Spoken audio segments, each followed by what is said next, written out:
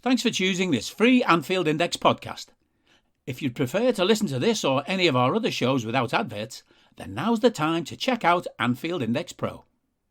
With AI Pro, you can supercharge your entire listening experience. You'll not only get all of our podcasts without the ads, but you'll have them far faster with our quick publish feature available exclusively for subscribers. AI Pro also puts you in the heart of our sound studio, with an option to listen to many of our shows live and interact with the podcasters in real time as the shows are recording. Upgrading couldn't be easier. AI Pro is available on all popular podcast platforms, and we have our own apps for Apple and Android. Just head on over to AnfieldIndexPro.com and get started today. Hello, everybody, and welcome to the latest Anfield Index Under Pressure podcast. My name's Dan Kennett, and with me to go through the oh so near but oh so far at last two matches of the league campaign. We don't have Gags, we don't have Si. He's otherwise engaged after winning yet more trophies with Derby Ladies. But I do have the other members of the team to help me go through this. First of all, I've got my namesake and our resident data collector, Mr. Daniel Rhodes. Good evening, Rhodesy. Good evening, Dan. They don't make it easy, do they? Roller coasters, goals conceded first, they go down, come back. City go down twice, come back twice, and then you still collect two lots of pressing. And then I was up at 4 this morning collecting them. My word. And we do have our most qualified sports science professional here. He's professor of data science at Middlesex University. It's Dr. Phil Barter. How are we doing, boys? We're fully recovered and ready to go for Saturday. Oh yes, always. Yeah. On to the next one. That's what I say. You know. Anyway, no time to feel sorry for yourself. Absolutely. Exactly. Right. Okay. But we are going to talk about. First of all, we're going to talk about a little bit about Southampton because it was a week ago. We're going to talk a lot more about Wolves, and we're going to talk a little bit about the Champions League final. But we're going to start with Southampton. And just on the Liverpool lineup, so many changes from the FA Cup final. As expected, it went to extra time. It was Saturday, Tuesday turnaround. So short interval. I think am I right? It would have been Wednesday, apart from the fact that there was the Europa League final. Yeah. Is that right? Yeah. Okay. But VVD, none of the injured players, big three, were risked. For Fabinho, VVD, and Salah, none of those were risked. And we had Costas coming in for Robbo, the most exhausted player in history, I think. Yeah, I think you called him that. Was that you, Dan, last week, or was it the most exhausted player you've ever seen in the cup final? So Costas came in. It was Joel and Ibu at the back. Gomez came in for Trent. All change in midfield. Hendo wasn't risked. Naby wasn't risked. Milner was the sixth. Jones and Elliott. First time we'd seen Harvey since was it since Inter? Yes. Was it FA Cup after that? Was it no? Oh yeah. FA Whichever order that is, but it's one of those two games. Yeah, a long time. Time. And then the lesser spotted Taki Minamino in the front three as well. And none of the starters from the cup final again up front were risked either. So from the start, so I think in total it was 9 changes. Yeah. Now, Barts, you are our resident opposition analyst here as well. Did you call a back five for Saints before in your preview? I did say they played it against City, right? And I thought they might and got 2 draws. And got 2 draws. So I thought they might go with that. Personnel though wise, I think they were suffering from fatigue as well because the guy who played in the middle of the three hadn't played since March. Stevens. Jelenko. On the right of the three. You're right. Sorry, yeah, he hasn't played since March, and he comes in and plays against Liverpool. And then Stevens has played. I think he played minimal minutes over the past month and came in and started against us. So yeah, it was an interesting. Romero in midfield again is normally their partner. You partner with Ward-Prowse, and he didn't start, so presumably he was carrying something for the weekend. So yeah, it was a bit of a change from them, but system-wise, it's what I thought, because they played against City, they would do against us, which meant a lot of the areas we'd identified in the report, we did attack. Set plays, they are not very good at defending set plays. We scored off a set play. Is it worst in the league there? Some at third worst in the league. They have a particular problem around actually either side of their 6-yard of their penalty spot, which is funny enough where we put the ball and Matip scored from. Similarly, they can defend the penalty spot, but not actually either side of it, which is a bit odd, but there you go. They don't do very well in ground duels around zone 14, which is normally where Romero plays. So, and if you look at the build up to the goal, it goes straight through zone 14 into Jota, into the left back area, which is another area they don't do well on ground duels. So it kind of all pieced together, even though the personnel might not have been their first choice. I guess the question is, how the hell did they get 2 draws against Man City? So playing first choice players, I think, might have helped. And even if they scored a counter against us, right? I know it was deflected, but they have a pattern of play that, as we saw at the weekend, again, Villa did it against City. If you are extremely direct with quick players against City on the counter, you can go and score. You can hurt them, right? And that is Southampton did it against us in the first 2-3 minutes. Mm-hmm. Broke from it was a foul, obviously, but they still took advantage, pinged it down the left channel. Redmond's jinks around, hits it off. Milner tries to block it and it flicks in, but the break is straight there, extremely direct. He's only got one thing in mind, and that is to drive towards goal. It's what Watkins did against City at the weekend. It's what they would have done against City as well. So it's a pattern of play that works against certain sides. And to be fair, as we'll come on to, Wolves did something similar to us at the weekend. Yeah. Well, I would say that. Okay, so if you're playing against teams which compress the pitch like us and we do it, and City do it to almost greater extent as we do, that you are going to that we all know that weakness to that tactic if you can execute it. If you can execute it, and that's been Saints' problems. And it was evident there as well. They basically haven't really got. Is it Bojo, whatever his name is, plays up front? It's got a limited number. I think it's got a limited number of goals. There, I said in the report, as long as we stop the set plays, we limit their XG development, because that had something like 75% of their XG was from set plays over the last 5 games. Obviously, the big news, Rhodesy, was that despite the 9 changes in this match for us, we did get to see the player shortlisted for the Players Football PFA Awards. How did he do? Ward-Prowse.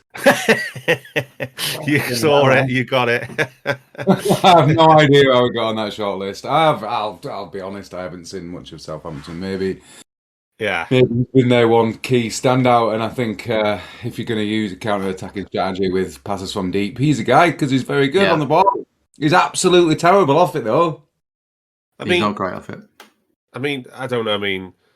Where would you rank him in centre mids in the Premier League? What, 20th? How has he got onto that PFA shortlist? I think 20th's kind. Yeah, I think we've got 7 better than him as an all-round midfielder. Yeah. Is it voted for by players? Yeah. Yeah. Maybe they just see something that we don't, but I don't. His free kicks. They just give it to him because of his free kicks. Which honestly could be it, right?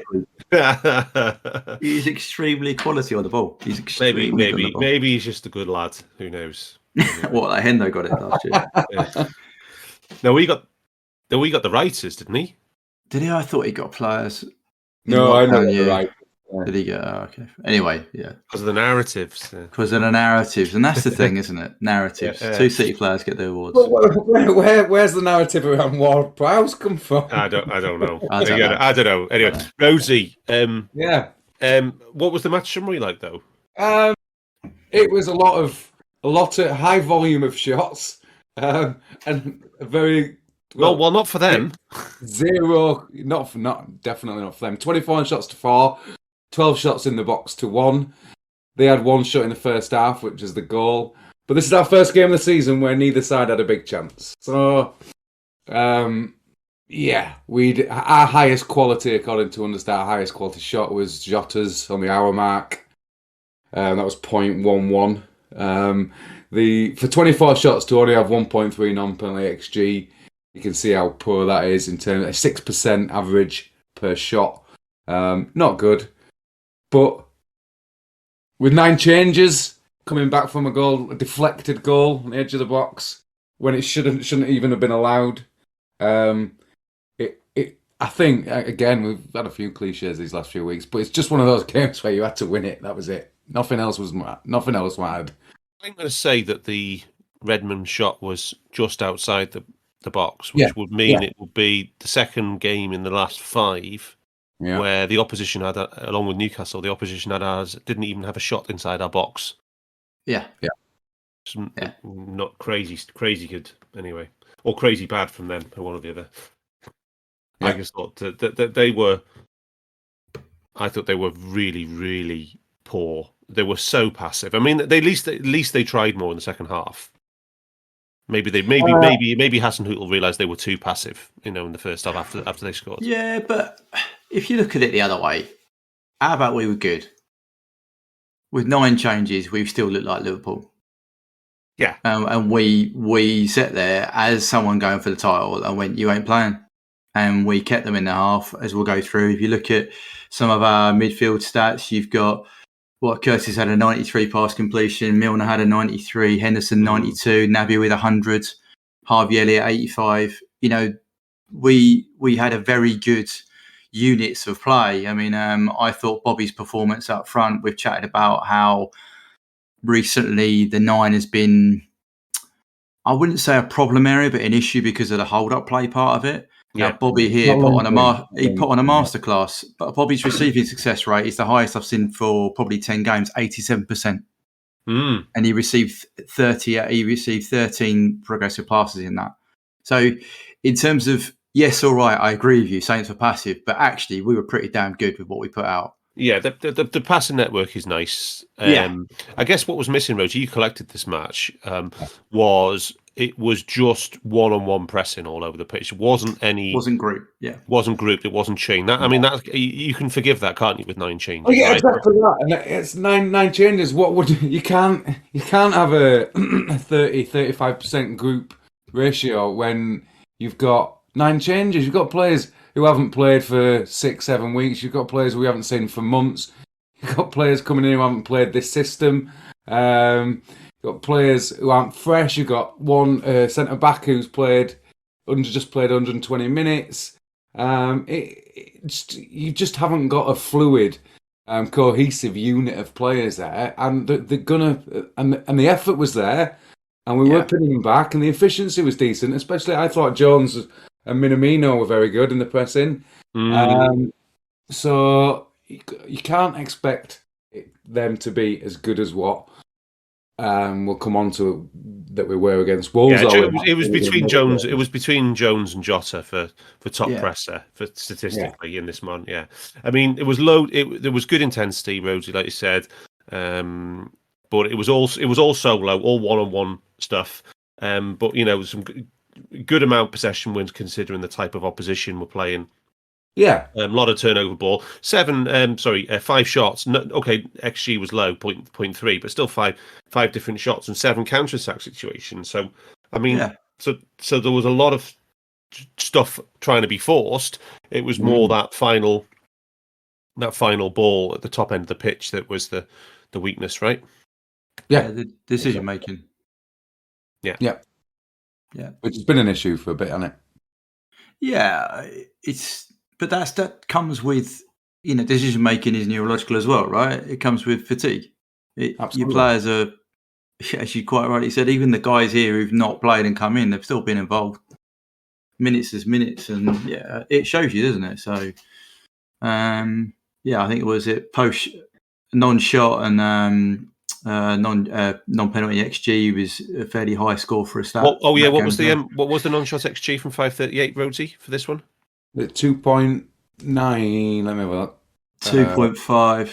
2.5. So that was significantly higher than the XG. Yeah. So that's again, that's always what we say is indicative. Yeah, 0.3. Yeah. Yeah. So that's a difference you look at, isn't it, when we're not making the right decision in the final third? So,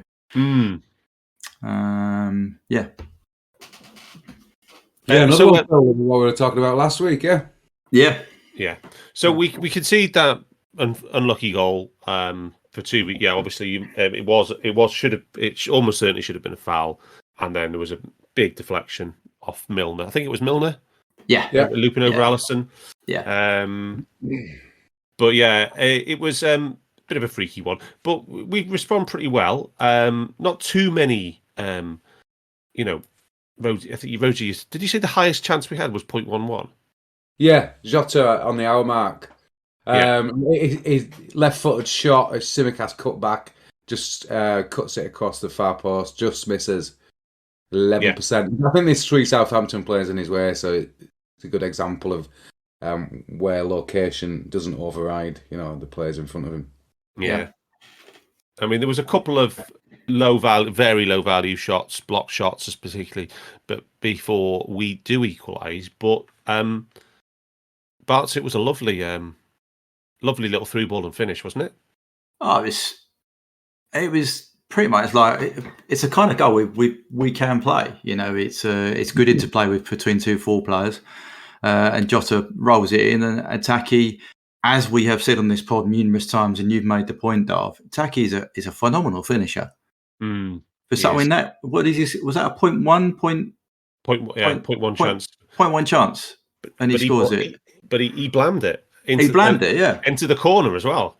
Yeah, the keeper's not getting anywhere near. I don't know what the post shot was. I don't know if anyone's got that, but probably pretty high. But it was, it was actually past. It was actually past the Southampton keeper before he actually moved, before he could react. Exactly. I think before anybody reacted as well, because they didn't expect him to put it in, like to have a shot from there. I'll tell you, didn't. Say, Rhodesy. I'll tell you, didn't react. Go on, Martin Tyler.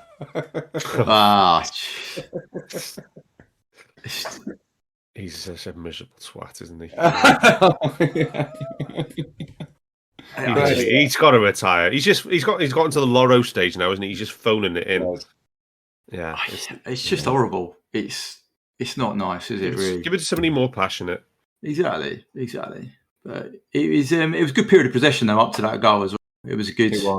Both centre backs making good runs with the ball. Costa's won it after a breakaway. It was good sustained pressure, and then we work it forward, and Jota turns provider again, and Taki does the rest. But no, I think it came at a good time as well. It wasn't too long between the 2 goals. We said that previously as well with the last game at Villa.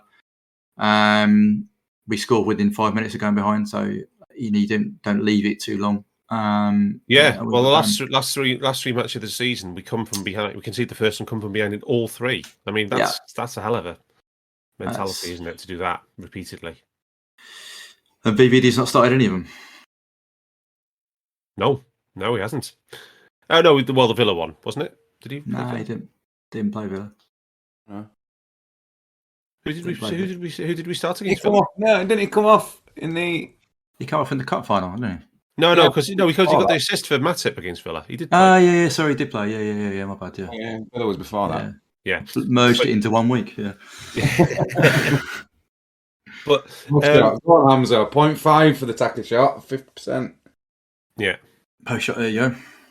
But just I'd like one thing we said for the first 4 months of the season was that basically Jota wasn't getting anything in terms of expected assists or actual assists. It was all in terms of his shooting, and actually since he's gone on his gold route, his actual creative side is the best it's been all season, right? Yeah. I think what's in this game, he's got expected assists of 0.13. He's got XG chain of 0.64, which is probably some of his best numbers, like you say, but some of the best numbers he's had. So yeah, definitely he's had to sort of. He's also playing wider though, isn't he? Because Mane's taken the 9 roll up, more predominantly. So Jota's gone back to where he was for Wolves. And Bobby came into the middle of it. But Bobby came in the middle. So but Jota's shown that when he plays the left role, he will get into goal scoring positions and score a lot. Because that was where he basically started his Liverpool career, wasn't it? I mean, he drifted in. more, and then he's moved more into the centre, for the first half of this season. But stuff changes, and we always say on the show that it doesn't really matter as long as you've got 2 players banging in the goals who are in form and hot. It's when you get 2 or 3 players all who are going through the cold spells that the team suffers. And it was Jota was hot at the start. Mane's got hot, since February. So this is what you need. You just need you just need to rotate it almost, right? Because no one can stay hot indefinitely. No, and then you also need, like we've said, I think we've said all season, the roles at the front. You need the people to play the roles to do that. And as I said, I thought Bobby's performance at Saints was one of the best I've seen him in months, and he gave us a platform to play from. He was dropping in as well to make almost that box, which you can see in the pass network in midfield, which helped, I think, Jota. So I think it was a really, like you say, you have to share out what we need to do. Everyone needs to do their role well. And Taki was the finisher in this setup, if you like. Jota was playing the ball in, but Bobby gave that platform to hold the ball up from the back and then to play out. So yeah, it worked well against Saints. It worked well. Could have been very tricky with 5 at the back. Yeah. Rhodesy, any other business for Southampton? No. I'd like to have collected the chain of 7 that we've got across there. I'm trying to remember which one it was because it's a week ago now. But I'll try and get that clipped and stuck in it and stuck in the UP group. Yeah. But just on Taki Minamino, 10 goals in all competitions this season. Goal 0.88 goals per 90 minutes played. That's pretty phenomenal. Nice. It's a season of dreams for Taki. If a treble happens, he has been absolutely vital. Yeah, absolutely. We said that we wouldn't have won the cups without Taki. Yeah, I just thought. I thought the other thing to note is, I know it was solo pressing, but we were still doing that on 80 minutes. Yeah, we've played Saturday. They've got the win, and 80 minutes. They're still. It's a solo. It's not group. I know it's not our most effective, but we were still trying to prevent them from getting any sort of opportunity to see out the win. I thought that was real testament to the drive in the team to make sure it went to the final day. Yeah. Everyone contributed. Just having a quick look at Taki on his career as well. He was 31% shot conversion for the season. Obviously, that is hot. But he was 22% last season, and he had 2 seasons at Salzburg of 22 and 20. So he's not. Wow. So his career shot conversion is now 19%. So that's incredible. Absolute incredible finisher. Just and a final point, Doc. Apologies for going on about this, but it's we're talking about process. Okay, so the model, the non-penalty XG production that we look at, which we did earlier in the season, and we sort of factored in that the difference between non-shot and XG was part of it in terms of the final decision in the final third, but equally what we do with the process. So what was the XG again? Someone give me that for this game. Was it 1.3, not 0.1? 1.3. So to give you an idea, what we should have done with that in terms of the modelling of it, we should have produced nearly 3 XG, over 3 XG with that. So it shows you that, so it shows you that we had the fundamentals, our pass completion, our passes, our key passes, and our final third. But we because we weren't quite there, and our final decision making in the final third wasn't there, we didn't turn that into greater XG opportunity. Great.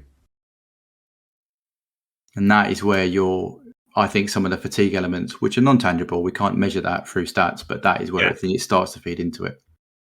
Yeah, and just on Jota, what we were saying before there about Jota's creative side. So he scored 23 goals this season, and he is on a 12-match scoreless run in all comps. But he's got 8 assists, and 4 of those have been since he last scored. Yeah, which is a bit mad. But there you go. He's a bit mad. So there you go. Yeah, almost as mad as some of the shouts about Jota I've seen recently about when he's ended the league season as the best, is the highest non-penalty XG per 90 minutes in the Premier League. Yeah. What shouts? I'm glad I've not seen these. No, just craziness, pure craziness, Rhodesy. People getting emotional. You do get emotional on your feed. Right. Okay. So let's talk about. Let's move into Liverpool 3, Wolves 1. Final day.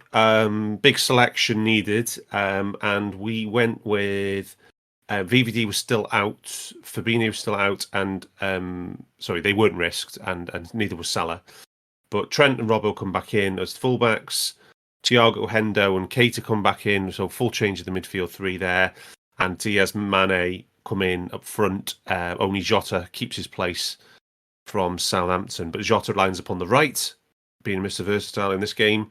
And then we got Hendo as the 6, with Naby as the right-sided 8 this time rather than the connector on the left. So all in all, guys, a pretty strong team for us all, considering the knocks we've got. But on Wolves, they went 3 at the back as always. But I mean, I do like the way that they've continued the 3 at the back with Bruno Lage. Even it wasn't just a Nuno thing. He's come in and he's kept the 3 at the back. Did you predict that, and did you predict much about the rest of Wolves? With the opposition scouting. Same sort of thing. I looked at what they did against City, which is probably a bit of a cheat, but it was 3 at the back. It was mainly they have been playing 3-4-3 a lot. Okay. And just varying what they do with the top line, so either 3 wide or a 2 and a 1. Okay. And in this game, they kept it. They actually probably had 2, probably fair enough, and 1 joining from midfield. So they had 3 centre mids in this game. They had 3 centre mids in this game. Yeah. So it was more of a 5-3-2, if you like, because the 2 wide players were pushed really far back. But that it's still roughly the same principles as they've been playing all season. As we discussed pre-pod, they've not really, they've created 3.36 prior to this game over 5 games. So what's that? 0.6 XG a game, and they give up 0.6 XG a game. So they conceded 309 over the last 5 games. So they are what they are. They're quite good at keeping the score down, if you like, and not conceding a lot of XG. But because of as we said pre-pod, the injuries and the loss of personnel in those front 3 or front 2, whatever combination you want to work on, they're not as clinical going forward. But I guess one difference with Wolves, Barts, is that they play genuine wing backs. They don't play. It's definitely, you wouldn't say it was 5 defenders. It's they're genuine. No. Nuri and Johnny are good attackers as well. They're very good attackers. I just that we pushed them right back. Yeah. And I think they were prepared for that, though, because tactically, as we chatted in the chat, and we can chuck the fast maps in there, they were looking to go direct, or Neves was going direct into left and right, into either forwarded split. They played split, the 2 up front split. So they normally you 2 would try and stay close to each other, if you like, so that if one won the ball, there'd be another one round the typical, not quite a big man, little man, but they're not down and play on from that. But what they did, they split the 2 front men, so Neves had 2 targets to hit with a ball straight out as soon as they won it, and he'd go straight into them. If they held it, they held the ball up, they would go and join in, support, and get the whole team up and give a bit of a break by recycling possession. And if there was an opportunity to break, as in the first goal, then they would take it and they try and do something as a 2, which is what happened with the first goal. But generally speaking, and that was their pattern of play, and they were extremely good at that, because Neves is very good on the ball. He is, and he was the top target, unsurprisingly. I'm just going to find the targeting dashboard now, but it was over 30. There was the number of targets on. How did you see it, Rhodesy? Because we tried his best to cut off that link between their only real threat. But he's so good. He's so quick. He's so good at shielding it, but he's so good, a bit like Thiago, of a little turn, little body swerve turn to just give himself enough space to give it. I think if Phil puts his pass map in the group, you'll see that he had a few fails, but that's because the players weren't getting. And the ball itself was quality. The balls that they were playing, he was playing in particular, were quality. Who was it who was targeting him the most? Mane. Mane, 10 times, yeah. Yeah, and then the rest and successfully as well. Yeah, I mean, to be fair, we targeted him 31 times. We got 5 possession wins and 2 leading to shots. That's a pretty good return from somebody who plays quite deep in centre midfield. You're going to get a lot of output from that, right? But I think the 2 shots that we conceded when we did fail led to big chances, though, and that's the balance, isn't it? Yeah. But I think the thing with him is he can produce quality even when he is under heavy pressure. Yeah, agreed. Yeah, I think what we go on. I was going to say, boss, I don't think there's that many deep line centre mids who've got a better range of passing than him in the league, are there? No, definitely not. I can't even do it. Thiago's different kind of deep line, isn't he? But Fab hasn't got that range. I'd say Neves is a better passer than Fab. Yeah. Stevie back in the day playing that role probably, but I'd say he's probably got a better range of passing than Kovacic as well. Yes, Kovacic is more of a box to box for me. He's not a sit in and pick a ball and pass. Like Modric. Modric is probably someone who can do that kind of ball. But I tell you what we did better than Rodri, I would say. Yeah. Rodri again is sideways. He's a bit like Fab. Yeah. To be fair, I just don't think he's as good as Fab, but he's short passes. Defensively, he's not as good, but But anyway, there's a lot to like about Ruben Neves. Although at the same time, we have to acknowledge we did get a lot from him when we could get to him. But it would have been good to see that. I didn't have time to ask you second half, first half split. Because I think second half we stopped that ball at source better. Right. I rewatched it rapidly back again today on effective place of ball in play, and I thought second half. I was like, how do we deal with this? How do we stop the breakaway?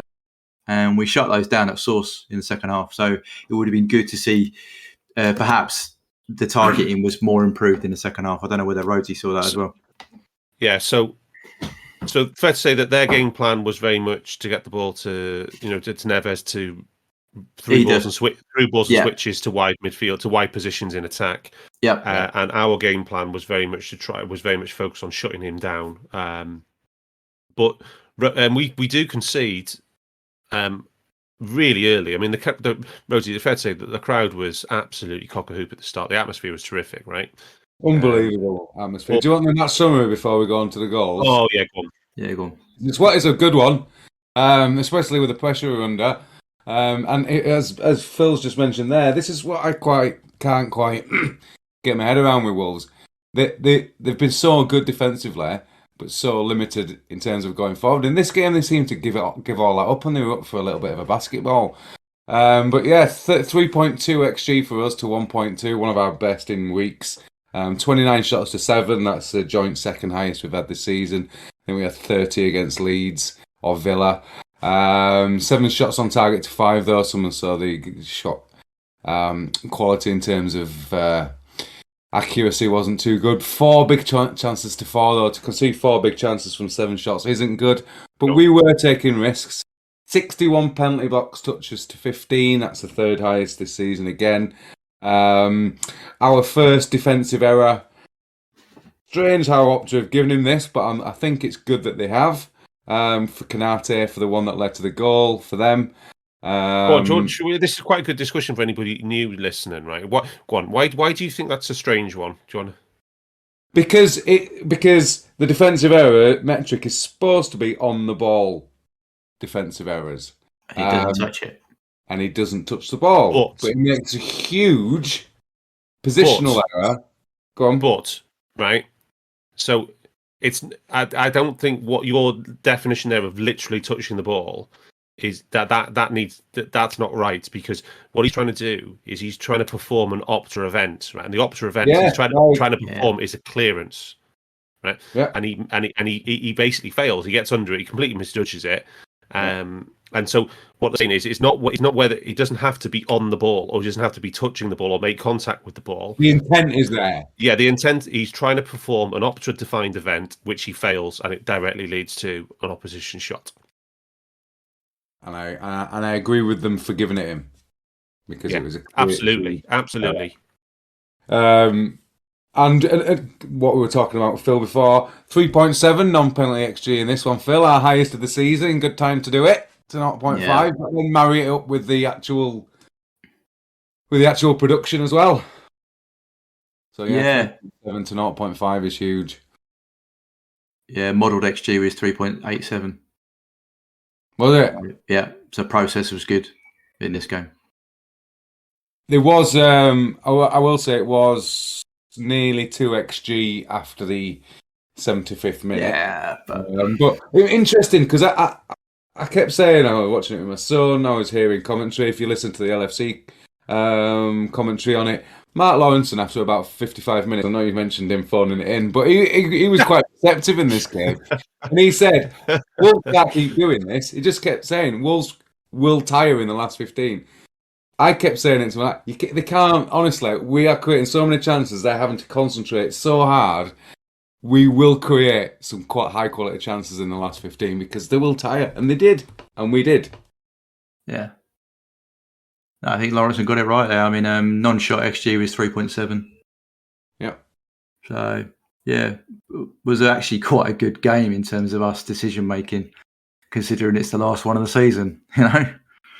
And there were 8 different players had a big chance, although the Jimenez one was a big opportunity. The one where he crosses it, I think it's the one where he crosses it and misses it to Hwang, but is in one-on-one.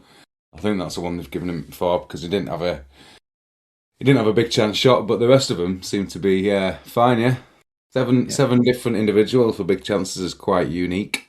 So just for Wolves, it was Neto, obviously. Yeah, you mentioned Jimenez there, the one we didn't get the shot away, and the other two one was for Hwang. Yeah. Hwang that Alisson saved, and Dendonka. Oh yeah, when he puts it wide. Right. Yeah, 1-0. Yeah, 1-0 to them. 17th minute. Okay, so let's talk about the opening goal. One. So because we talked about the Canate mistake, but it's an absolutely fantastic cutback from Jimenez, isn't it, for Neto? Oh yeah, it's exactly what you want to do. You know, if you get a chance, pretty much break, commit, and be aggressive in your dribble and deliver a ball. And that's exactly what he did. He dribbled aggressively into an area, pulled it exactly across 6-yard box, and he's kept his partners kept up with play and tapped it in. That's exactly what their game plan was about. If you've got an opportunity to do it, go and do it. If not, hold possession and wait for your teammates. They had 2-on-1, and it wasn't offside, by the way, for all those who were worried about it, because it was from a goal kick, and you can't be offside from a goal kick. The amount of people who don't know the rule, even our fans that kept saying to me that's offside, or was in the on TTT saying that's offside. No, it's not. It's not. Yeah, you mean from a dead ball goal kick, not going like out of his hands. Not but that's from a restart of play. Sorry, Darth. Yeah, restart. So I guess the next big event after that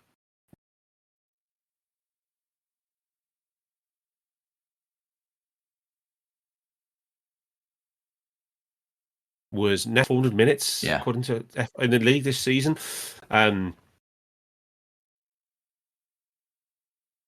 And so, I do remember him breaking onto the scene, and a couple of years ago when we look at the stats profiles of him, and you're thinking like this lad is profiling at somebody at age 19, 20, who's potentially going to be like somebody we should be interested in. I mean, he was very, very similar to, say, for example, Jota, amongst others. But you look at him now, and he's still only 21, but he's really bulked up, and he's got But to see him go off like that was a massive boost for us, I thought. Hugely, yeah. And I think you're right. I think you'd mentioned him on one of the committee pods, didn't you? For Neto, maybe, I don't know. Maybe. Yeah, we did. And I think he was a teenager. But now, as Si always says, I'm not going to say it because he's not here. Availability is a really undervalued metric, and he's had 2 big knee injuries now. I think it is. He's not played a lot this season, and he's come back in this game and gone off with the same knee injury. I would suspect that probably going to rule him out of a move to I don't want to upset Wolves fans, but a bigger club, So, but when he was on, he was causing us a lot of problems. I don't think we should have any qualms about upsetting Wolves fans after their answer from the away end on the weekend. No, for sure. But no, I think he's good on the ball. To be fair, he is a very characteristic Wolves player of recent years. They've brought very technically good players. Adame was a bit of a outlier, should we say? Yeah. But you look at their midfield, Dendoncker, Neves, who's the older guy? I can't remember his name. Coutinho. All technically superb players. So he kind of fits in with that mould of superb, technically gifted players. I would say, Dan, before we went off, we did have a big chance with Diaz, didn't we? I was going to say he was put through. Oh, sorry, I was getting the timing wrong. I thought it was after. Sorry. Yeah, that was in the 9th minute. Yeah, great assist by Matip. Lovely floated through ball. Yeah. Should score. Should score. Yeah. Should score. Yeah, for sure, definitely. But yeah, I've never seen 8 big chances all from different players. That's definitely a new one on me, Rhodesy. I haven't seen it either. That's what I bring it up. So after he goes off, I think we do play extremely well in the attacking sense, Rhodesy, in that whole of the first half. I mean, the concern would be is that to be fair to Carragher, he was calling this pretty early on the comms. He was basically saying we were attacking. They spent the whole half attacking like it was the last 10 minutes. And, yeah. But we were extremely aggressive, and you collected this one, didn't you, as well? And it was a big pressing game, huge. Well, you noticed it, Dan, because I don't know if it's nerves, I don't know if it's anxiety, I don't know what it is. But when I was watching it, I didn't notice how aggressive we were in the pressing. And I said to you, we were talking the other day about when we're going to arrange the pod, and you said, I think there's going to be a few. I said I didn't think they would, and you said there's definitely going to be some pressing stories in this game. So we sorted it, and you've worked extra hard today to get it done. And yeah, you were right. You have to be aggressive against a team like that. You have to keep showing. And it was high. It was the high press zone that we like. More than a third in the high zone, but not in the box. It was genuinely just between the edge of the penalty box and when the mid zone finishes. So if you have a look at if you have a look at the heat map for the pressing, look where that red. It's like basically a red on basically on two deep lying midfielders playing Woodbridge. Yeah. Because that's exactly what it was. But if you look at the pressing chain as well, that's really unusual to see that much pressing chain all the way across the third. Yeah. That is mad. There's like a wall of chain. The players working mainly 2s and 3s, obviously. But the pressing chain was was at a normal level in this way compared to say the previous match against Southampton when it was nearly all solo. But yeah, it was. And then 6 shots from pressing in total. A total of 1.2 xG. Now a lot of that is Robbo near the end, but the Diaz shots from pressing. What do you use for the under? Do you use understat for the values? Yeah, except the Champions League where we get the because they don't do it. We have to get from info goal. Yeah, 0.47 that was. I still thought the counters as well. We were creating pressing, and it's hard to counter against the side who were that deep. But like Phil was talking about before the pod when they were like pushing us up and keeping control of the ball. But then as they was edging out, we then suddenly win one and then hit them on the counter, and then occasionally the final ball doesn't come off. But yeah, it was a really aggressive press. Every last bit of energy we had in this game we expended. I thought the subs helped as well, because when you bring on fresh players like Mo Salah, it's going to. Well, let's hang fire on that. Ridiculously good. Mane was good. His link-up play, it's been discussed, but his pressing was superb in this game. Yeah, and this is one of those things I do have to highlight this again, is that there is a difference between the way we collect the pressures and the way that StatsBomb do it off the video, because Mane on StatsBomb only had 17 pressures, and the top for them was Keita with 19. Now, Keita got 29 from us. He was second for us in volume, but Mane got 36, so he got double what StatsBomb gave him. And one of the things we've looked into, myself and Bart's, trying to understand the differences, is that, for example, with StatsBomb, if you're pressing somebody and you make a sustained run, say for about 2 to 3 seconds, StatsBomb will only credit you with one pressure.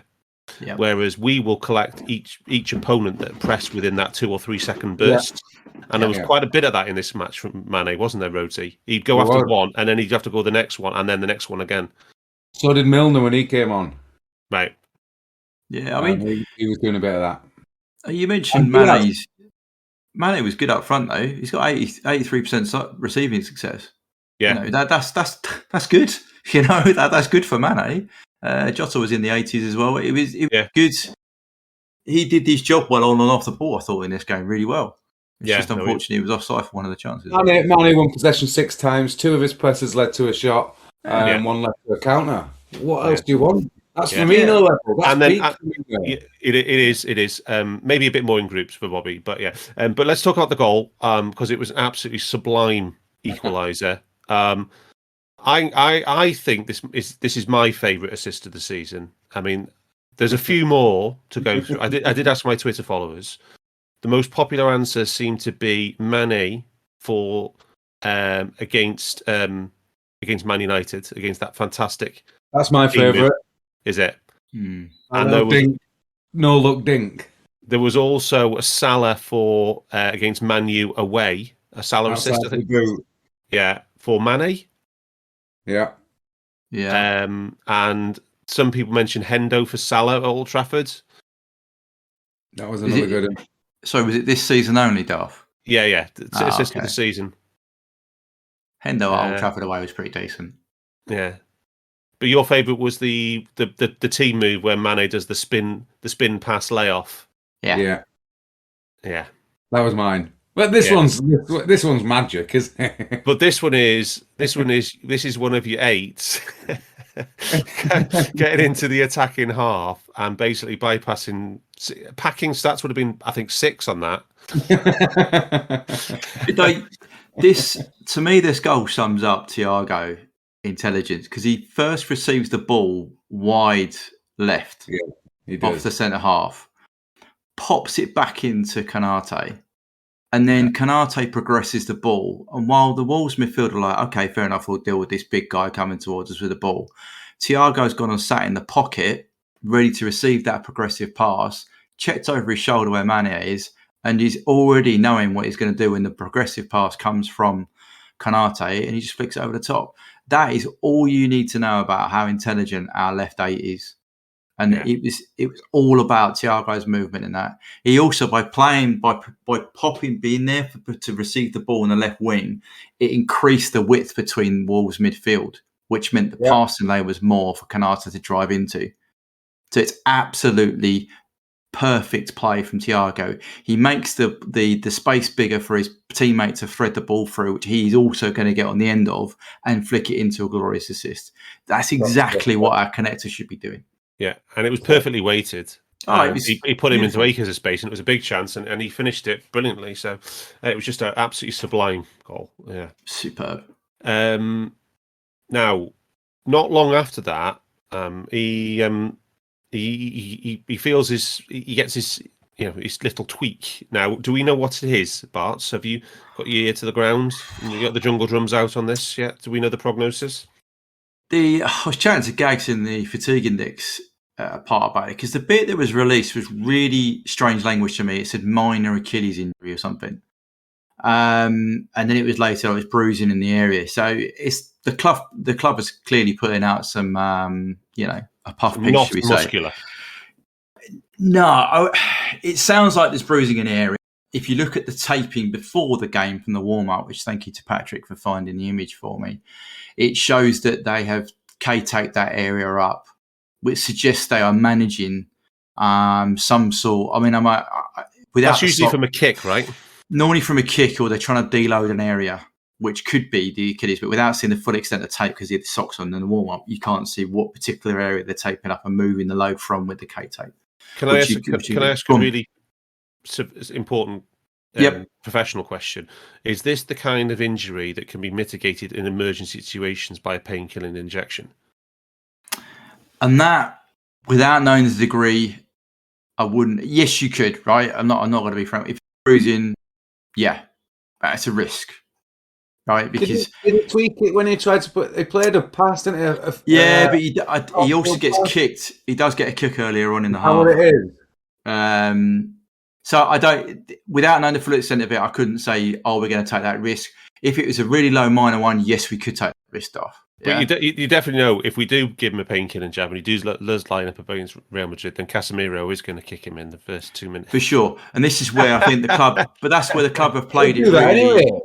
I think the club have put out that for a reason. I think they've said certain language to try and, put it away from where it is. Right. But yeah, if it's an Achilles, right? Okay. The problem you don't want to take risks with Achilles is, as you get older, the elasticity of your tendons and your ligaments gets worse, so you get stiffer. Yeah. So if you get an injury in that area, an older player, it's really hard to get back to the levels, and you need that particular tendon to create the power, right? Yeah. It's not like when you're a youngster, the guy at Palace who did it. Yeah, he did his Achilles tendon. He's back playing now because you've got the full range of elasticity. So it's quite a serious. I'm not saying it is serious. I'm just trying to give a context of why I would be more concerned than if it was just a normal bruise. Yeah, that's what I'm trying to say. If it is the actual Achilles, I'd be like, I think the club would be really weighing that up and talking to the player because it's more of a risk than if it was just bad bruising. But then at the same time, he doesn't play internationals anymore. Well, no, he's picked, isn't he? He's probably going to be in the squad after. Oh, is he? All right, okay. And then then he's got the whole summer to recover. But he has. So yeah, from the evidence that's out there, it looks like the club are doing their usual PR of pluffing it around, but it does seem to be in that area from a kick. He's got bruising. The extent of it, we don't know. But not the hamstring, which everybody first thought, is it? No, it's not the hamstring. No, I wouldn't. Yeah. Then he would have definitely been out. He'd definitely been out. Yeah. So and just on a technicality, would it be cortisone that would be used for painkilling injection these days, or not? Still is, It still is, or a steroid, yeah. Okay. Right. Okay. Watch this space, I guess, on that one. But yeah, he does get the kick at this point. We continue. We got 2 more presses leading to shots in this half, Rhodesy. But then Wolves, as will be the pattern either side of half time, their counter-attacking play was fantastic, and they did. I thought they played us as well as any other team have played us this season. We mentioned Spurs, didn't we? Who have been the best teams at Anfield this season? Spurs, definitely. City, obviously. And Wolves. Many other teams. Brighton did it. Brighton. That's it, yeah. And Lallana managed to get him between the lines, didn't he? Remember? Lallana and Trossard. Yeah. But was Brighton more... I don't know. I didn't do that game. More containing. Yeah, Wolves and Spurs and City went at us. Do you know what I mean? They had a tactic in different ways. In different ways, but they had a tactic to go and score. Yeah. Whereas I think Brighton might have been more contained. Oh no, but Brighton but definitely played, but it was different. It was not what we're talking about in these games is the the spring in the counter and whereas Brighton played a possession based game and got 2 players in between our defence and attack and between Hendo and the back line. Yeah, this is the Alisson save, but in this one, I think we were really trying to pressure them. It was just before half time. I think Kanate commits too much again, and Juan gets away from him, and Matip can't come across to cover. But it's a superb football from Johnny. And that again, I think it's with his wrong foot. But it's the intelligence of Juan to know that it could come, and it's us committing tactically to press in that exact zone where, if you look at the heat map, it's the same zone that the pass comes from. So we're doing what we planned to do, and they did what they planned to do, but they executed it superbly in this. And then obviously Alisson does what he does, saved a big chance 1-on-1. Yeah, unbelievable. Yeah, and then so I think I got the Dendonka one mixed up with that because the Dendonka one was before we even equalised, wasn't it? And I thought that was in. I don't know about I you. did. I was having kittens at that point. But that was a big chance, right, Rhodesy? Not as much as City fans. That was what? That was a big chance, wasn't it? Yes, the Dendoncker one. Yeah. Yeah, that was a big chance as well. Neto gets on the end of the through ball, doesn't he? I think that's a Neves through ball. And then he cuts it back for Dendoncker, it's a great run. It is. I thought Hendo played well in this game, and I don't even think he could catch Dendoncker in this one because it was a powerful run to get to the edge of the 6-yard box. It was Robbo, wasn't it? That wasn't covering Eno. It was Robbo. It was a worst. But the thing is, I think you're right. Hendo didn't do too bad in this. I think his passing was okay in this game. But we know that Hendo has a slight mobility issue with runners past him, right? And if you're playing a tactic where the third man runner is going to come past your 6, then you don't really want Hendo playing that 6. It's just we had to play him there. Yeah. And he did what he had to do. I thought we came out second half and had a real, to use that horrible phrase, but had a real go, like put massive pressure on it. We had really long periods of play. I mean, the Mane offside goal. Beautiful move. That was a great move. But that ball was in play for 2 minutes, 7 seconds. Yeah. Now was that the possession time? Was it? That was it. That was ball in play time. We definitely tried to control it more, didn't we? And that's what I'm saying. So we came out second half and we had several. I mean, the goal for the Robbo goal, the ball was in play for 3 minutes 42. Really? Right. So we had long periods of possession of over a minute. And I know this because when I do my rewatch, I do it on effective ball in play time, and it gives you the timestamp on that segment of play you're watching. So there was, and I was looking at this going, wow, these are long segments, and they're literally like minute and a half. Which software do you get that on, by the way? Y-Scout. All right. So, and that's what. So the second half really, we had that first bit of the second half with the offside. We had the penalty chance.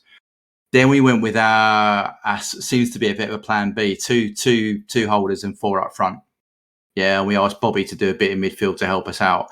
And that is the period that Wolves started counter-attacking us more because we only had 2 left in midfield. So I think we have to caveat, yes, Wolves were brilliant in the second half in a period from, I think about 70, 75 minutes, they started to come and have 2 or 3 fourfold chances. But it's because we took away the safety back in midfield and we went, we've got to win this game. We put on 4 attackers. Yeah. And we had to. And we had to go for the league. At that point, we are going for the league title.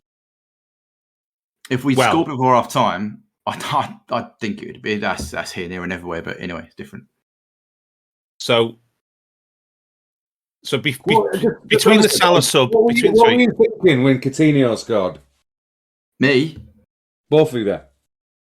I was thinking we're going to win the league. Dan, I had no doubt we'd score. I had no doubt we'd win the game. I just wanted us to win it earlier. I wanted to get the second goal.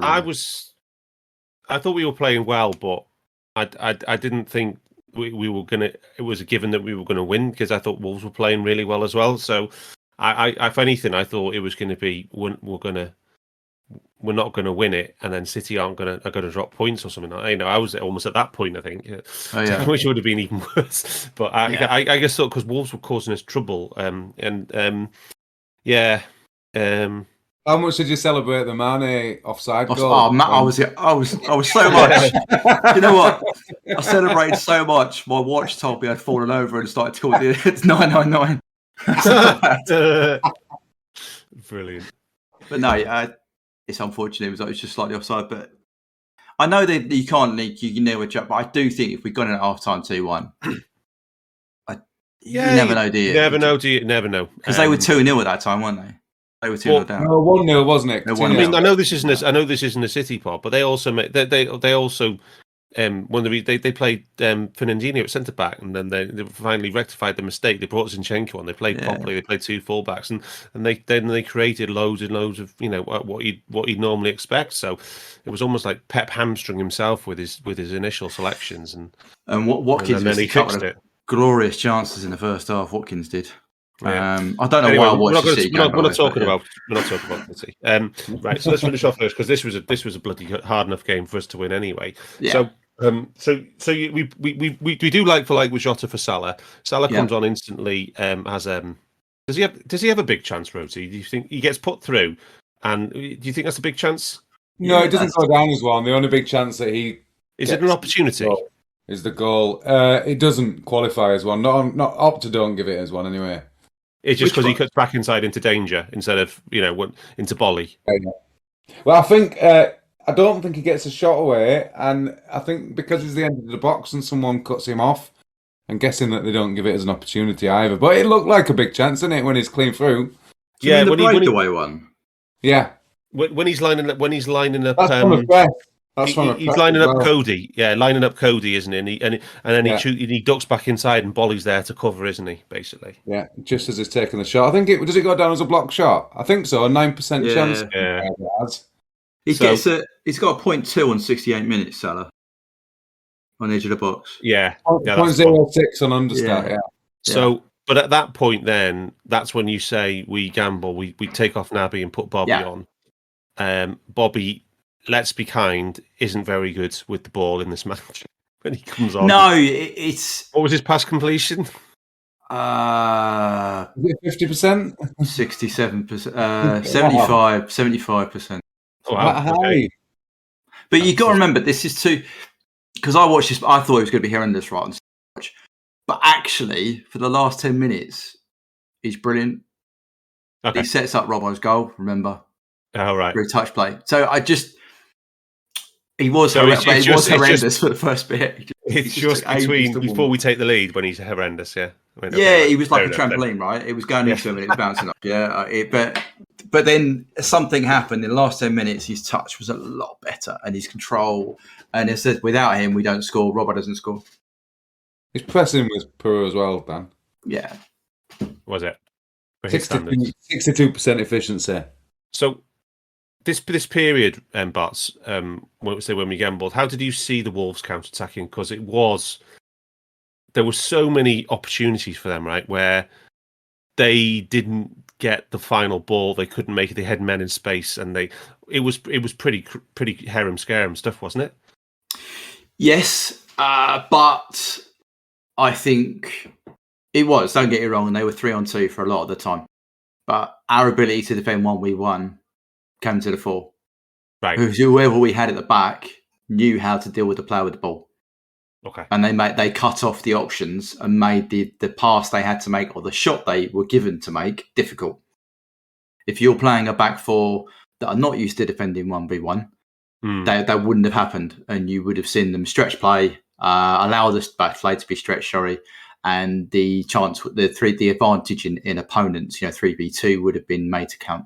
But we didn't do that. We became solid. So the one player would take two, if you like, and one would go to the ball, if you like. But we didn't. The distance between the two wasn't massive, so we didn't become stretched. We were still a defensive unit. It meant that the 3v2 was actually more of a 2v2, and the options were cut down. So we made sure, and we made their play predictable by our ability to defend 1v1, and we did that very well, actually.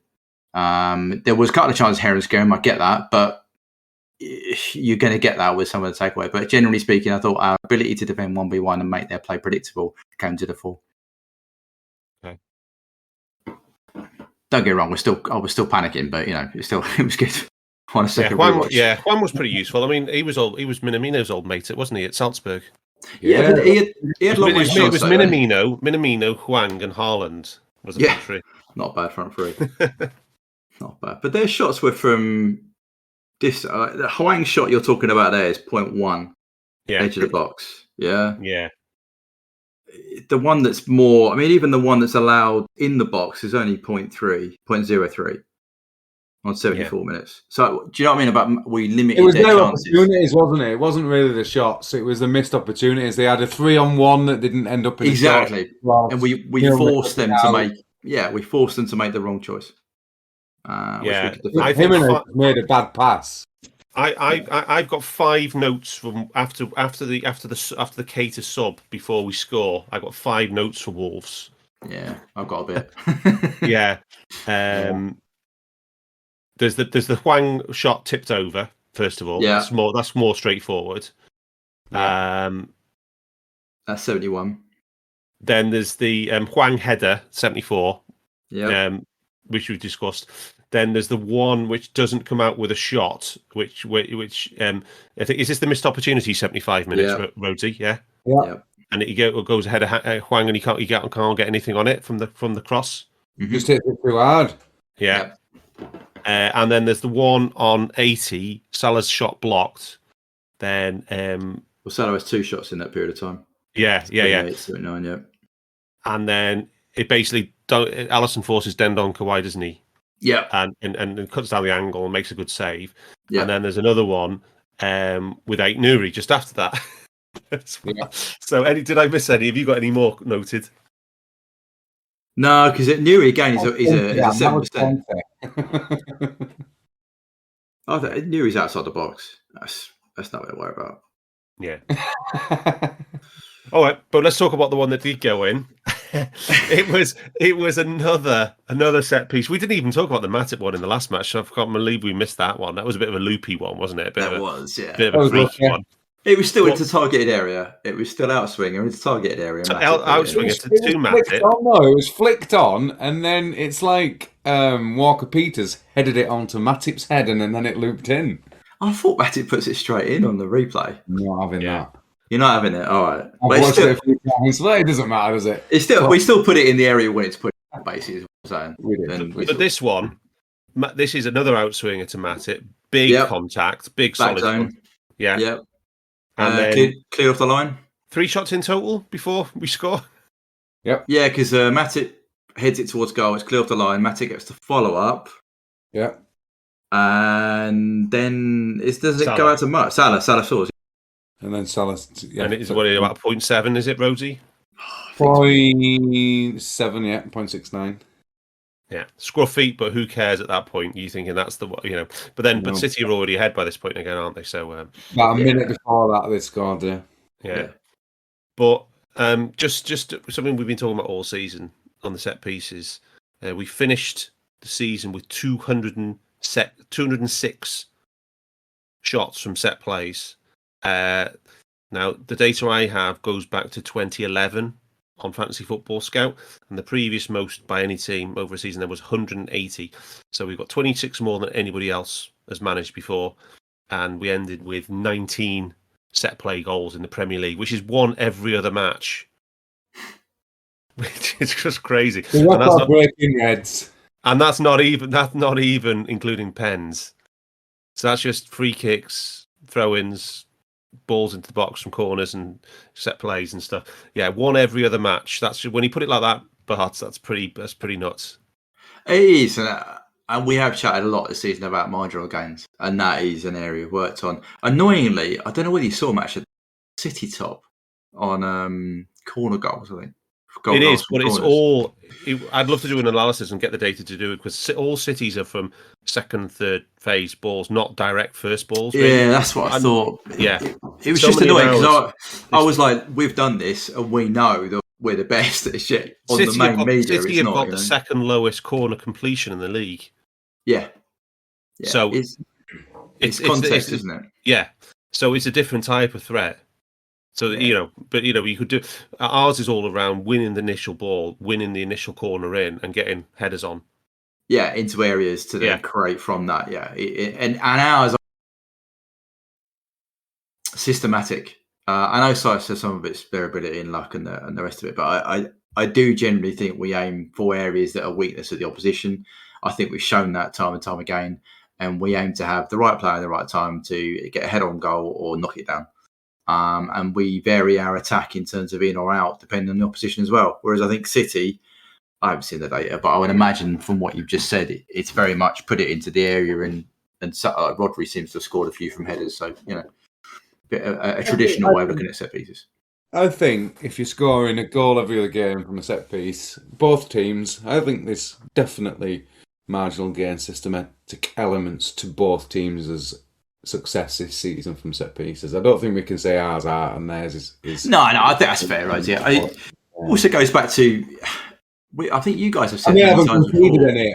Have they conceded any? That's what I was going to say. Don't think they have.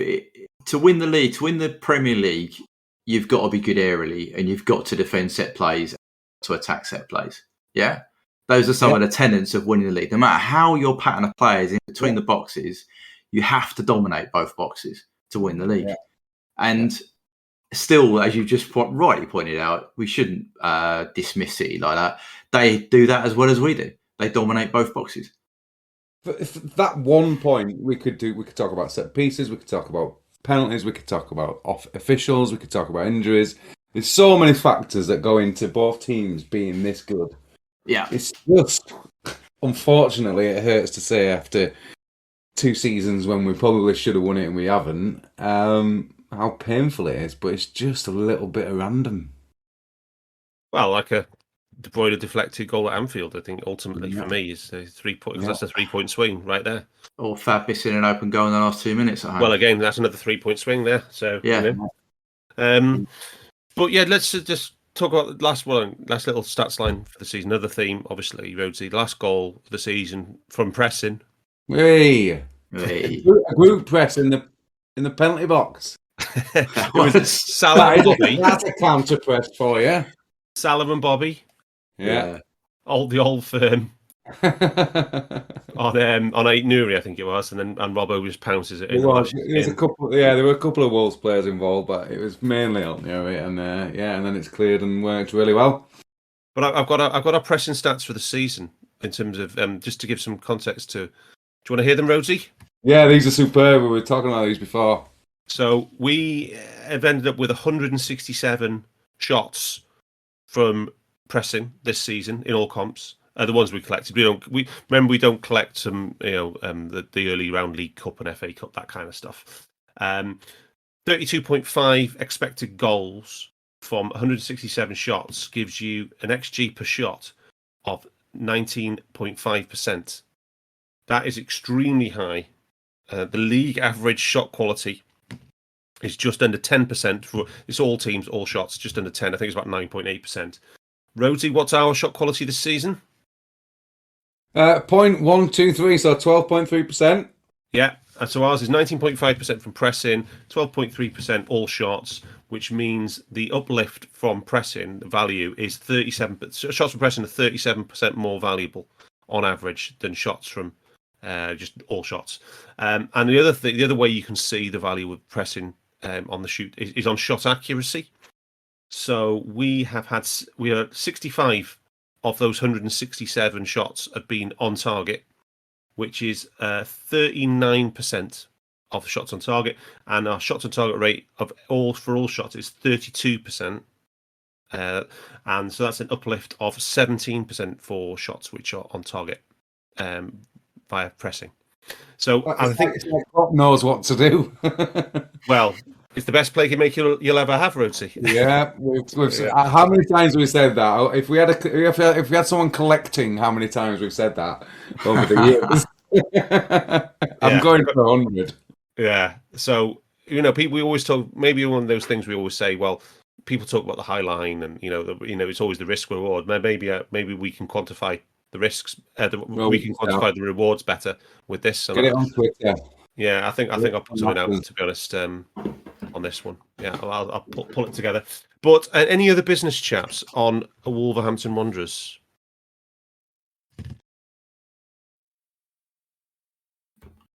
No. Yeah. Well, we're too. More important things to look forward to. Right. Anyway, so we've had a suggestion that we do a little stats preview for the cup final, and I think that's a really good idea. Rather than trying to do something now, Bart's to do maybe we could do something on Thursday quickly. A little 20-minute pod, 15-20-minute pod just on a preview. I agree. Have a look at the diary. Yeah. Yeah. But I'm appearing for those who want to know where I am next. I am on the committee pod tomorrow with Dave. 3 in a row. Whew. With Dave Hendrick, Gags, and Mo Chatra. So that is going to be fun. Considering the last window, we signed Tchouameni, Darwin Núñez, and Conrad Lehmer. I'm not sure who we're going to sign this one, but we shall see. It's going to be fun. For those who listen, that was our January window, our January shopping window. Yes. Jeez. So yeah, no, we got some good ones there, I think. You mean? I'm only joking. What's that? I said you missed Diaz.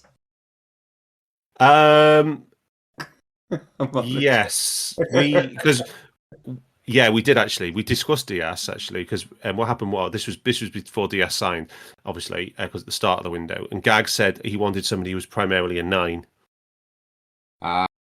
Right, and then so Dave's shortlist was primarily 9s, hence Nunes. Although he can play wide as well, but yeah, he's not bad though, Rhodesy. That chap. Remember when we played Benfica? He didn't seem. All three are superb now, and I'm not arguing with the target. But yes, we will try and fit in a quick preview for Real Madrid, and we will put something out for subscribers.